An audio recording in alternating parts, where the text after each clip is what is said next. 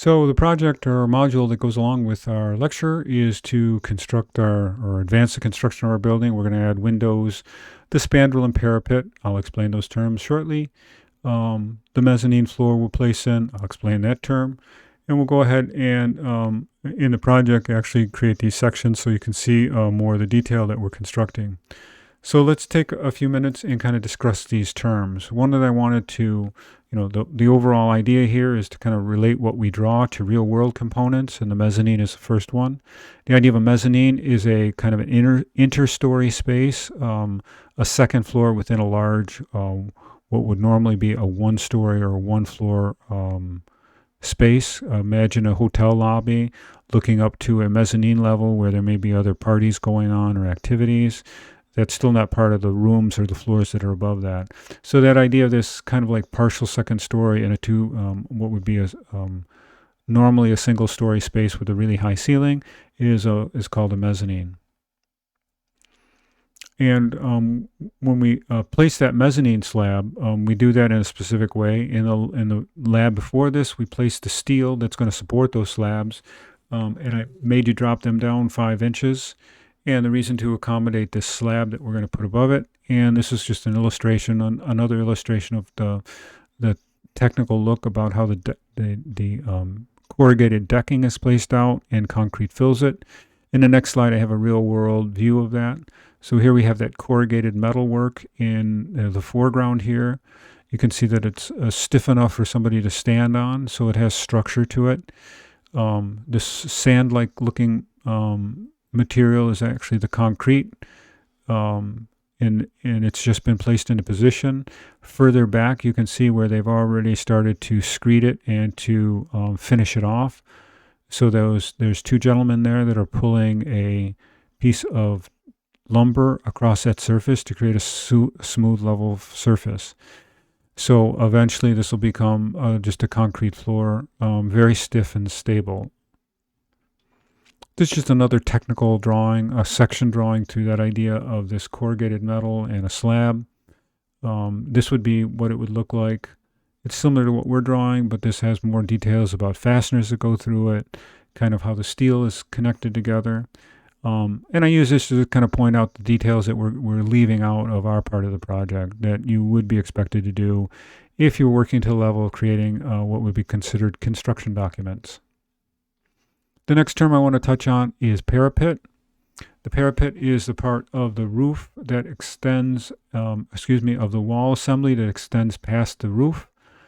It creates a crisp line for the building. It prevents the roof from rain, water, or snow meltage, whatever it is, from draining over the front of the facade. So it creates a containment for the roof. The roof typically has a centralized drain or series of drains to collect water, just like a bathtub. So the parapet is there to create that kind of direction of the water that would fall on the roof. You'll also notice this has a parapet flashing on it. You'll notice how it has a peak to it with a very crisp line. The parapet also gives the opportunity of the building to have that very crisp, straight edge across the top of it. And that would be needed if there wasn't an existing parapet, and let's say we went just to the top of the roof. The roof has a slope, so there would be kind of a crooked line going across the roof, indicating the top of the finished surface, indicating where the roof slope was. So it's a time-worn way of dealing with a flat roof construction in a way that's attractive and both functional. Here's a view of a parapet condition.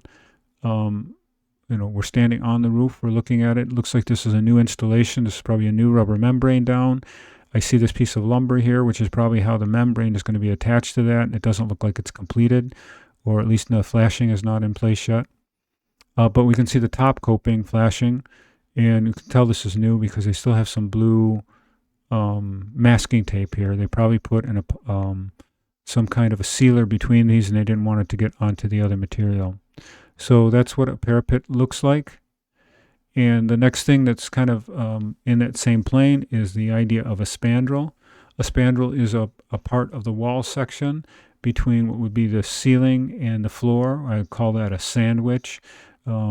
So between the floor above it and the ceiling down from the floor below it, there's this kind of interior space that we really don't want to make visible to the exterior with transparent glass that we would have with the window, because we'd be showing the mechanicals and things that we prefer not to show.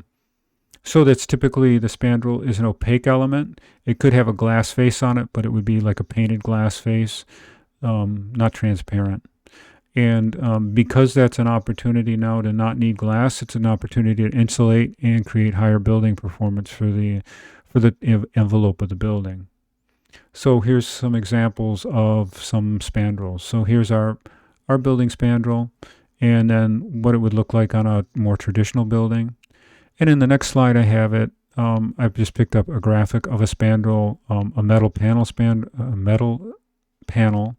spandrel, I guess that's right, on a more modern kind of commercial building. So that's your introduction to what the term spandrel means. So the thing we're going to do today after this lecture, if this is happening synchronously, is to start exploring, I guess, conceptual massing inside of our BIM modeler, an way of creating some kind of free-form exploration that you can then actually literally with the click of a button add glazing systems, roof systems, and wall systems to. So in the first one, we make up a cube, and then we just work with carving that cube around so you can see how to manipulate those forms. And then in the final version of that, we just start to add materiality, whether it be glazing or wall systems to it. The next part of that video series, we actually take a more free-form shape, we extrude it out, and we look at carving it to manipulate its form, and then apply BIM components to it, walls and glazing systems. So I hope that'll be a little, I guess, creative relief from the rigidity of our BIM modeler in order to create kind of, I guess, your own kind of sculptural architectural elements.